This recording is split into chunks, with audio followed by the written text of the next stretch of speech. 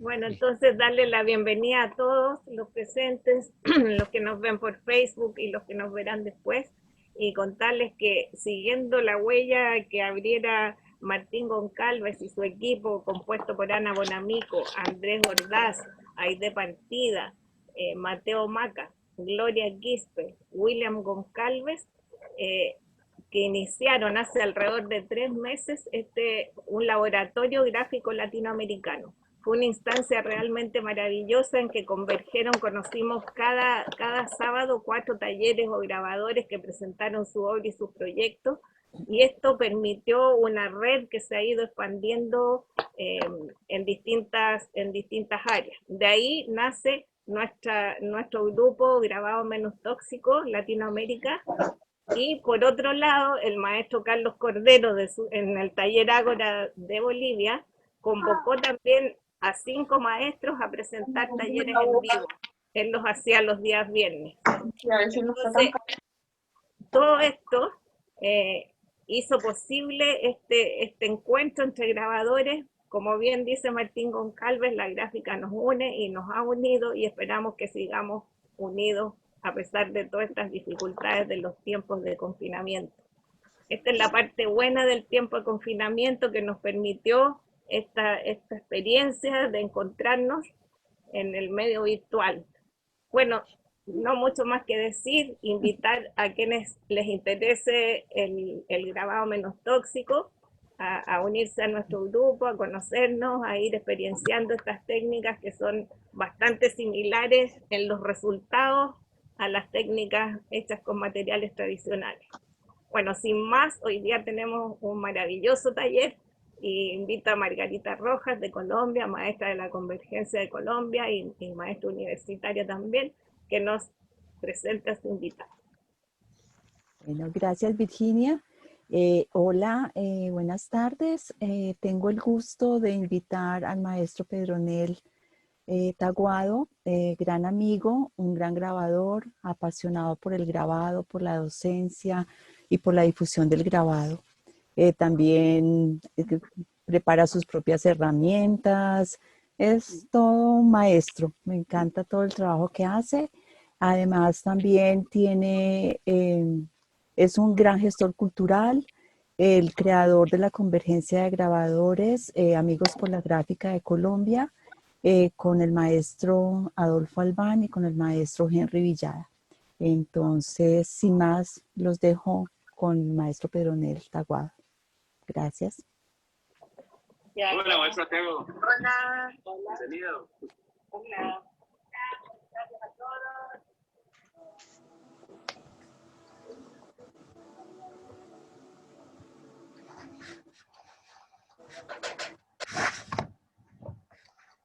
¿Listo?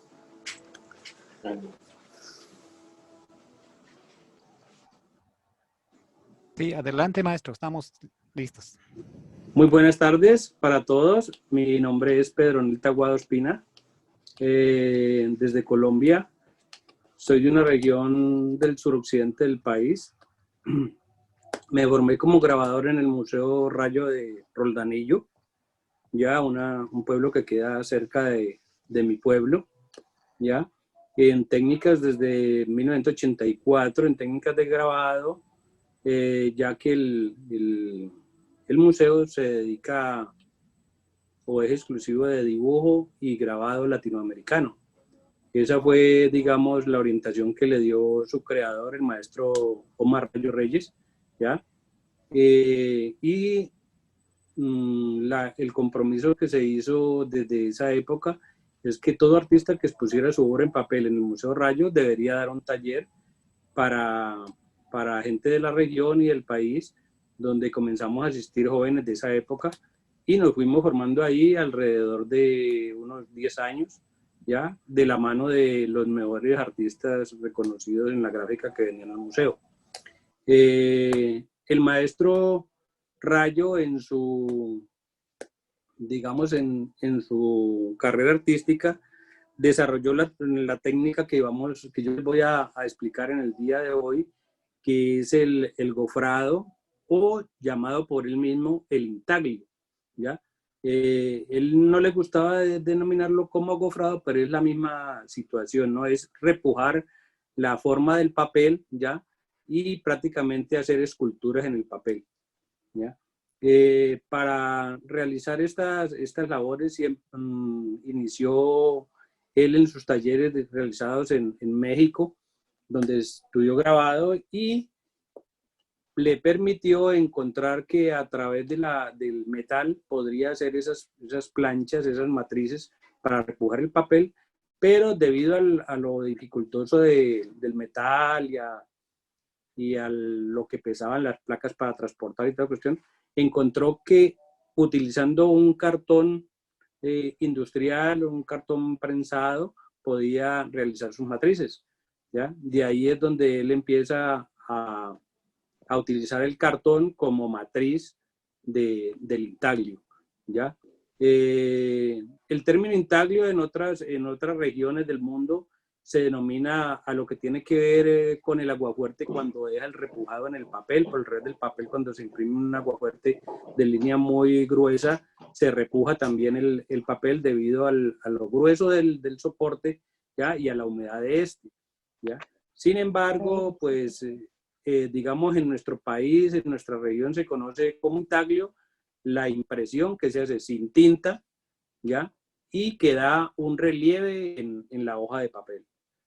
¿Qué más les digo? Este antecedente en la formación del grupo de la convergencia ha llevado a que muchos o algunos de los artistas formados allí tomaran el intaglio como parte de su proceso y realizaran otro tipo de trabajo mezclándolo con técnicas como el monotipo, como la colografía, ya con la misma serigrafía, y lo fueron trabajando.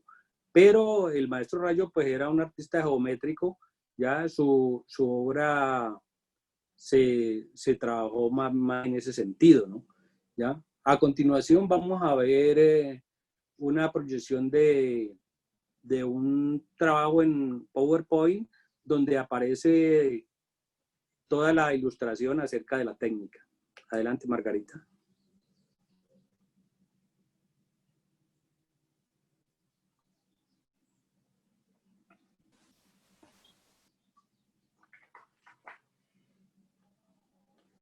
Bueno, el intaglio gofrado. Omar Rayo decía, el papel es un dios con dos espaldas, es decir, porque tiene revés y tiene derecho. Entonces, en la diapositiva apreciamos una impresión de un intaglio, es decir, de un grabado sin tinta que es repujado. El maestro en su investigación sobre el papel encontró que el papel más adecuado para imprimir un intaglio es el papel Arches para acuarela de 300 gramos. Menos de ahí no se pueden lograr pues todos los relieves que se consiguen en la obra que ustedes están apreciando. ¿Ya? Vamos.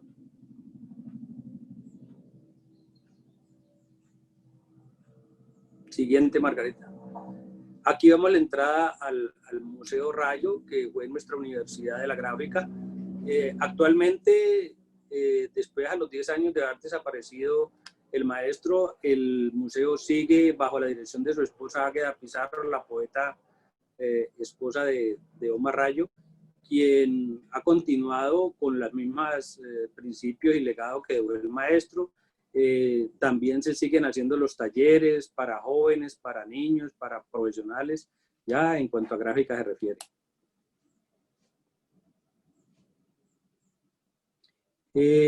Un sueño del maestro Rayo fue construir, es decir, el museo como tal consta de 8 módulos.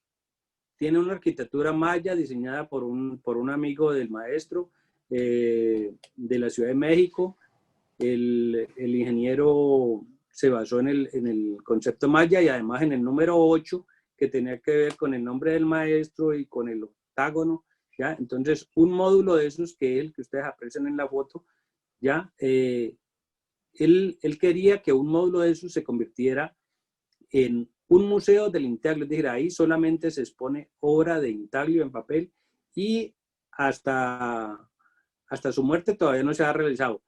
Antiguamente este era el taller de grabado donde nosotros nos formamos como grabadores. Y en este espacio se muestran tanto las planchas, las matrices que él hizo, que él realizó en vida, y las obras que él dejó. Él dejó demasiada obra, alrededor de unas 3.000 obras, piezas de intaglio. Aquí vemos el maestro Rayo, al fondo una de sus acrílicos, en su expresión del arte óptico, ¿ya? Él fue el que adoptó el intaglio como una técnica y la hizo, digamos, reconocer.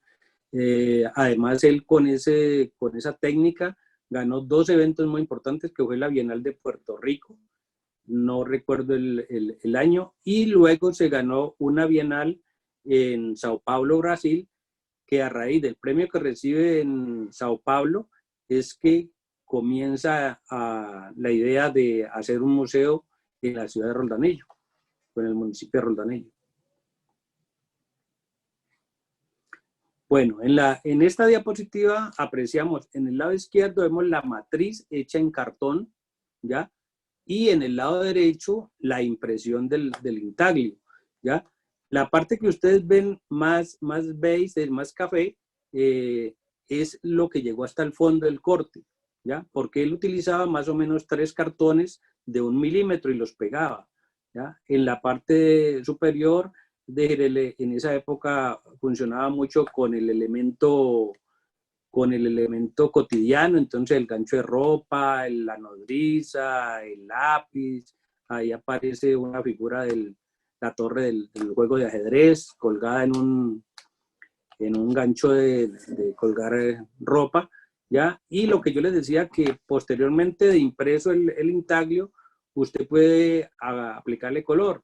Esta serie, como se llamó papel herido, él le pintaba una gota de rojo, ¿ya? Que significaba la sangre, ¿ya? Vamos, Margarita. En esta pieza también vemos la matriz y la impresión, ¿ya? Es una manzana, también tiene las 2 goticas de sangre. Miren ustedes, por ejemplo, los dobleces, ¿ya? Cómo se mete una en la hojita, cómo se mete una hoja dentro de la otra, que es una parte que vamos a ver más adelante en el taller práctico, cómo se corta eso, de cómo hay que cortar el papel para que uno obtenga que una superficie dé la sensación de meterse debajo de la otra, ¿ya? Entonces, yo les voy a explicar cómo se corta y cómo se hace eso, ¿ya? Esta pieza, la parte que ustedes ven blanca, es el fondo del papel, del corte hasta el fondo en ese lado, ¿ya? En ese borde, el borde recto, al ser el borde recto, da más repujado, da más relieve. Cuando el borde es cortado en 45, da un relieve más suave. Esta es otra pieza en la misma condición. Los reflejos ahí por la foto aparece la luz del módulo del museo, ¿ya? También tiene el mismo principio, ¿ya? De que él cortaba un sector muy en 45 para poder hacer que una forma se le metiera dentro de la otra y hacer como el doblez de un papel, ¿ya? Posteriormente a la impresión venía la aplicación del color, que siempre usaba acrílico.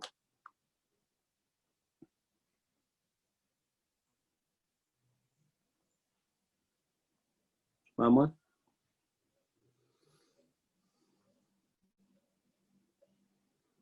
Estas son otras 2 piezas, no aparece la matriz, pero son 2 piezas terminadas, intervenidas al final con color, ¿ya?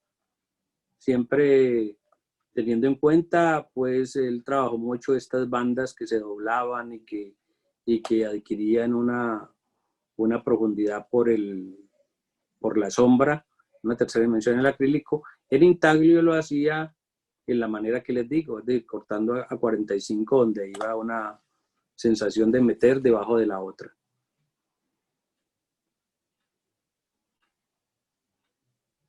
Esta es otra obra en intaglio, ya con más color, pero sigue siendo un papel repujado. Como ustedes observan los bordes, se nota bastante el repujado porque es un papel de 300 gramos, ¿ya? En un papel más delgado usted no puede lograr ese repujado, ¿ya? En realidad eran esculturas o son esculturas en papel.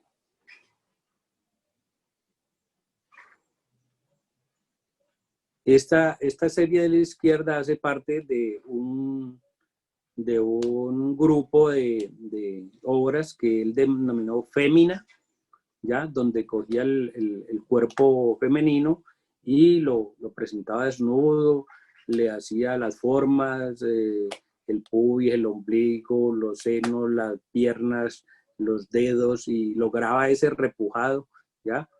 Y lograba dar la sensación realista de una escultura o un relieve, pero hecha en papel, ¿ya?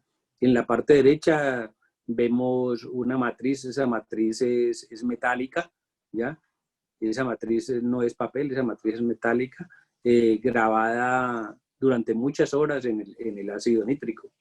Eso sí es en matriz de cobre o de zinc.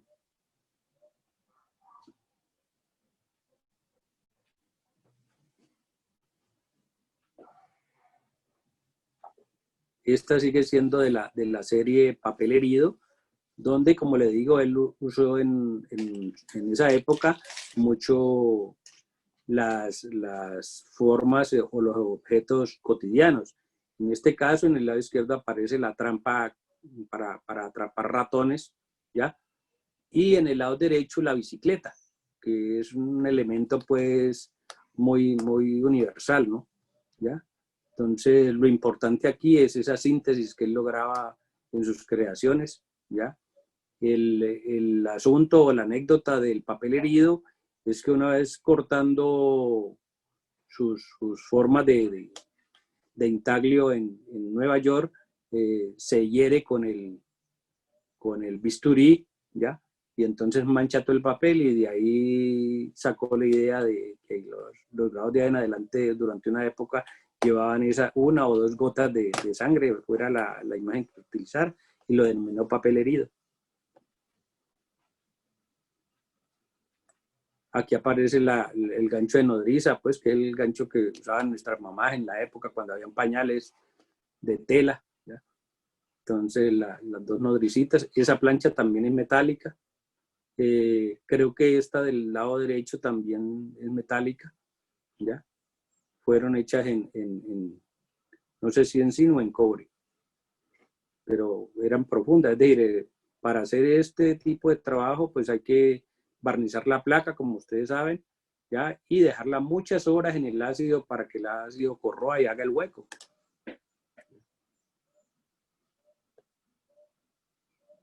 Esta es otra parte de papel herido. Esta de la izquierda son unos dobleces donde aparece en esa época del lado derecho.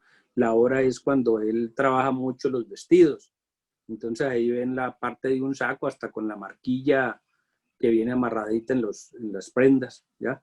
Los botones, los pliegues, que entonces le pintó hasta el pañuelito, ¿no? Claro que pues aquí hay una vaina digamos, de que tiene el bolsillo en el lado derecho y por lo regular el bolsillo de los sacos en el lado izquierdo, ¿no? Una cosa que quisiera acotar es que el gofrado industrialmente en la litografía y tipografía, sobre todo en la tipografía, se trabaja por dos matrices, y cuando se imprime el papel se chocan las 2 matrices, positivo y negativo, y hacen el gofrado, ¿ya?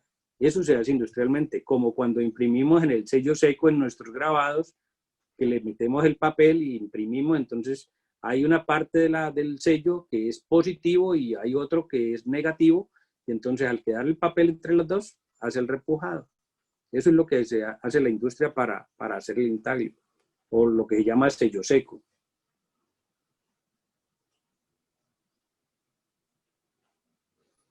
Bueno, unos materiales que siempre se usan para hacer este tipo de trabajos es los metales, cobre, aluminio, y los plásticos como el metacrilato o el acrílico que llamamos, y en su defecto el cartón gris, ¿ya? Que esos son los materiales con que se hace eso. Últimamente no aparece allí, es el poliestireno. El poliestireno blanco que se usa mucho en el sur del continente es esa lámina blanca que usan los publicistas para imprimir sus plotter y sus avisitos y todo tipo de publicidad, que ese material es blando, se deja cortar, se deja serruchar, se deja trabajar, ¿ya? Y es muy bueno para hacer este tipo de matrices. Lo uno porque se deja trabajar fácil. Lo otro porque puedes superponer 3 láminas de 1 milímetro y ahí tenés el nivel, o puedes coger una gruesa. Pero también la ventaja es que no hay que protegerla con ningún barniz porque no se daña, no se destruye cuando usted está haciendo la impresión con el papel húmedo. No sé si vemos, ahí estamos barnizando la placa, protegiéndola. No sé si antes hay el concepto de la huella, Margarita. Antes esa. Bueno, esta diapositiva tiene una razón de ser.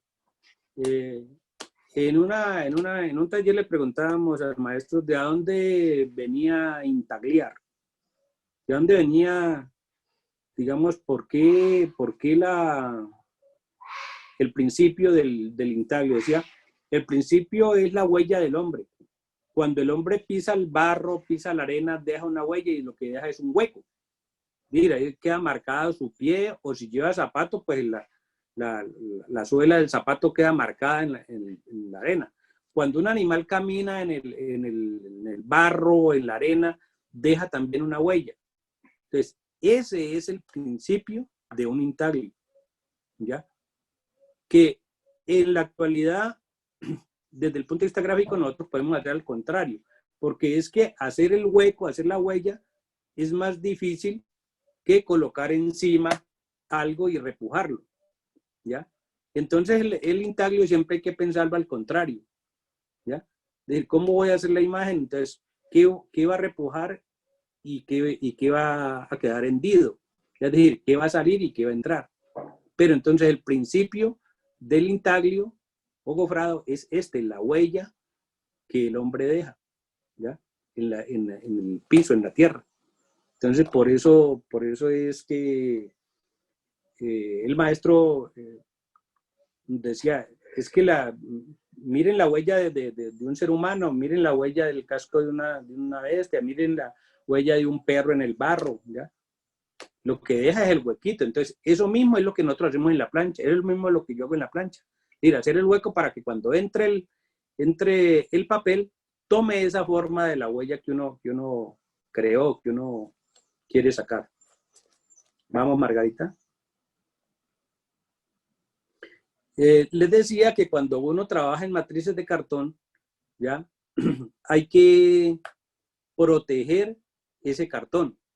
Entonces, no tengo ningún tipo publicitario, sino porque tiene ahí la palabra barniz, ¿ya? Pero cualquier barniz sirve. Puede ser de color o puede ser transparente, pero lo que interesa es que aísle el cartón del papel húmedo.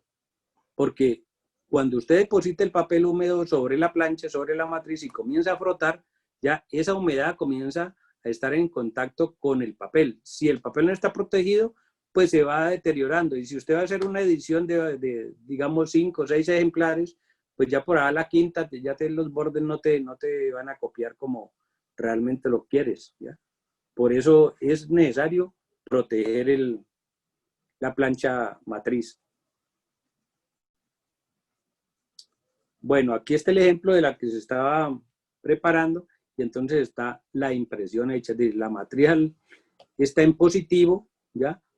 Y esta es la forma más simple, más sencilla, ¿ya? Que nosotros encontramos de hacer una matriz de intaglio. Es colocar las cosas encima, ¿ya? Pegarlas con algún pegante y luego colocar nuestro papel encima y frotar por los bordes hasta que las formas ya se intaglen, ya se marquen, y puedan apreciarse, ¿ya? Entonces aparece la impresión, aparece la matriz, ¿ya? Esto es lo más sencillo, digamos, aquí no veo que, decir, que yo me esté, digamos, haciendo demasiado esfuerzo haciendo las cosas, pero no quiere decir que no se pueda hacer así. Es decir, si por aquí usted puede hacer sus símbolos mayas, sus símbolos de comunidades o lo que sea, mejor dicho, si su imagen se adapta a esto, pues por allí también se puede trabajar. Como este material lo que trata es de mostrar el paso a paso, el tutorial prácticamente de las cosas, hice esta plancha para mostrar cómo es un corte recto y cómo queda. Entonces, en el lado derecho corté 3 figuras geométricas muy utilizadas, básicas, un cilindro, un círculo y un cuadrado, ¿ya? Pero están cortadas a 90 grados, es decir, recto, un corte recto. Y ese corte recto, esas 3 formas que corté, las pegué a un lado, ¿ya? Para hacer la impresión de esa plancha y mostrar cómo es en positivo y cómo es en negativo. Es decir, cuando yo coloco encima de la placa, se va, y yo voy a colocar encima, se va a brotar. Si yo hago un hueco, el hueco va a bajar. Pero igual me da un relieve, uno en una forma, el otro en la otra forma. ¿Ya? Eso para ir introduciendo, digamos, al estudiante o a la persona que empieza a conocer de esta técnica, cómo va haciendo los primeros cortes y qué va obteniendo. Esta plancha ya es diferente porque tiene un corte en un lado de la forma geométrica en 45 grados. Entonces el cuadrado tiene en su lado izquierdo, en la parte superior y inferior, corte a 90, pero en el lado derecho tiene un corte a 45, ¿ya? Y lo mismo el triángulo, la hipotenusa está cortada a 45, en el lado del círculo, en el lado derecho tiene un corte a 45, en el otro a 90, y en la parte de abajo hice una trama de canasto, pero hecha con tiras de cartón, ¿ya? Para que vean cómo en una sola forma usted puede meter positivo y negativo, ¿ya? Entonces da la forma de como si fuera un cartón, ¿no? O como si fuera unos ladrillos pegados, ¿ya? Entonces ya es la idea, ya es la creatividad de cada persona. ¿Qué me invento? ¿Cómo coloco los cartones? ¿Cómo corto? ¿Ya? Según lo que yo quiero expresar. Las herramientas básicas. Todo tipo de bruñidor sirve. Que sean de bolita, que sean con un balincito, que sea el que usemos en el aguafuerte aguatinta, el de mesotinto. Y en el lado derecho aparecen 2 herramientas que son las plegaderas de hueso que se utilizan para encuadernación, para asentar los dobleces de los pliegos y asentar a veces un papel que se vaya a pegar. Son muy, muy prácticas este tipo de plegaderas. En su momento, el maestro utilizaba el cabo de un cuchillo de comedor, ¿ya? Él decía que con eso él hacía su trabajo muy, muy bien, ¿ya? Pero entonces hay todo este tipo de herramientas, ¿ya? Todo tipo de plegadera sirve, hasta el cabo de una peineta te sirve, la punta de un pincel, qué sé yo, es decir, a veces el mismo mango del cortador, ¿ya? Todo este tipo de herramientas sirven después de que repujen.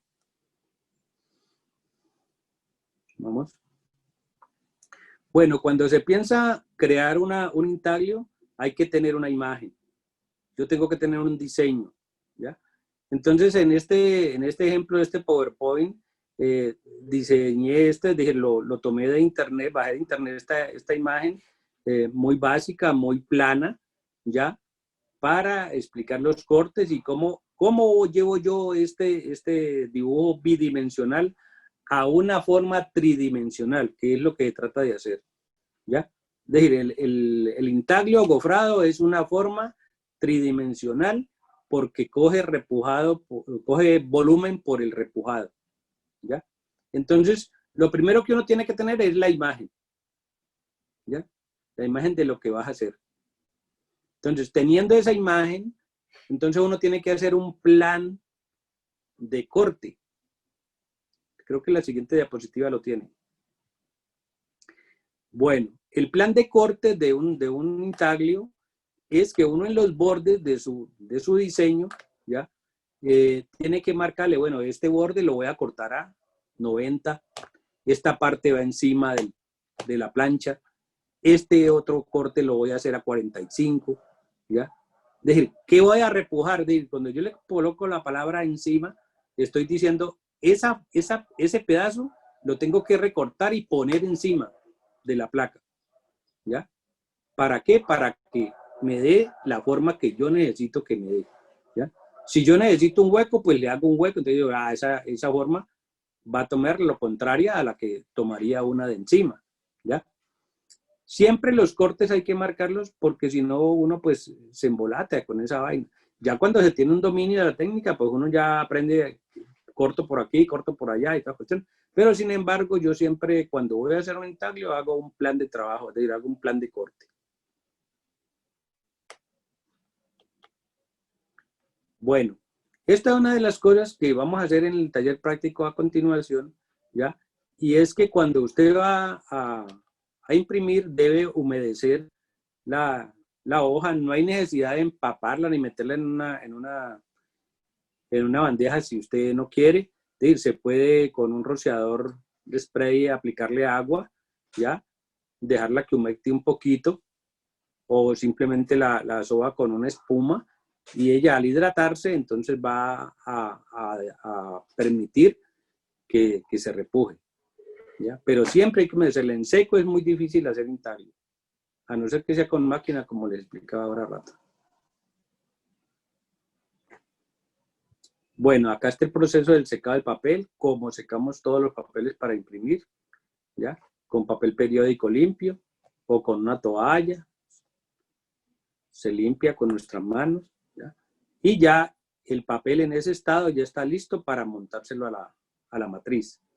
La matriz ha sido preparada, ha sido lacada, es decir, ha recibido su barniz para protección y ya sigue la impresión.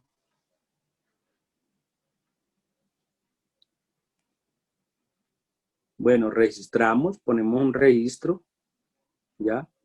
Y soltamos el papel. Colocamos el papel sobre la matriz.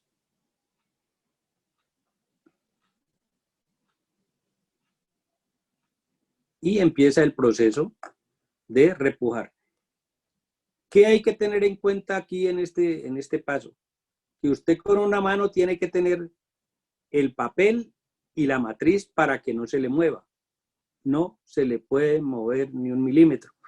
Y comienza a presionar con sus dedos suavemente primero y luego con los bruñidores comienza a frotar sobre los bordes.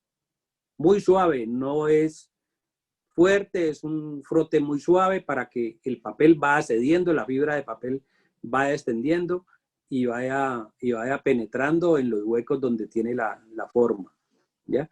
Entonces se utilizan diferentes bruñidores. Por ejemplo, ahí arranca con un bruñidor de metal, luego en el lado derecho ya ven que tengo la plegadera de hueso de encuadernación, ¿ya? Y se va frotando hasta que uno termine. Una condición que siempre es regla general, esa no, es inamovible, la de la siguiente diapositiva, ¿ya? Entonces, y es que nunca se debe levantar el papel para revisar el proceso de impresión. ¿Por qué? Porque el papel está húmedo cuando y está en contacto con la matriz. Cuando usted lo levanta, le entra aire al papel, inmediatamente se va a secar un poco. Cuando usted lo baja, se le mueve y ya no lo registra nadie. Ya usted ahí perdió esa estampa. Entonces, hasta que usted no esté seguro de que ya terminó, de que ya la forma que se ve ahí es la que usted va a voltear y va a ver cómo queda, no debe de a ver cómo me está saliendo, no. Ahí ese ensayo no funciona mucho. ¿Ya? No es recomendable. Aquí ya se termina la impresión, retiramos el papel de la matriz definitivamente y vemos cómo apareció repujado la forma que nosotros tenemos en la matriz. Ya está impreso. Si ya uno quiere meterle color, pues ya es un trabajo posterior. ¿Ya?